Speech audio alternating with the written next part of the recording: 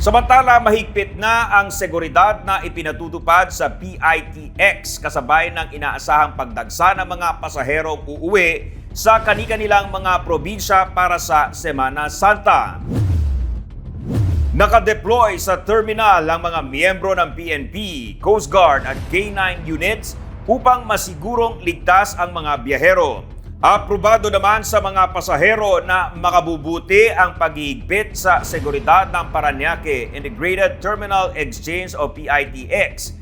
Sa entrance pa lang, masusing sinusuri ang mga bagahe ng mga pasahero. May paalala rin ang pamunuan ng PITX sa mga ipinagbabawal na bagay sa loob ng terminal. Tinatayang aabot sa 2.5 million na pasahero ang inaasahang dadagsa sa PITX hanggang April 23. Inaasahan na dagsa ang mga biyahero sa Miyerkules at Huwebes kaya tiniyak ng pamunuan ng terminal na may mga naka-standby na bus. May nakadeploy na mga tauhan ng LTFRB na magbibigay ng special permit sa mga bus.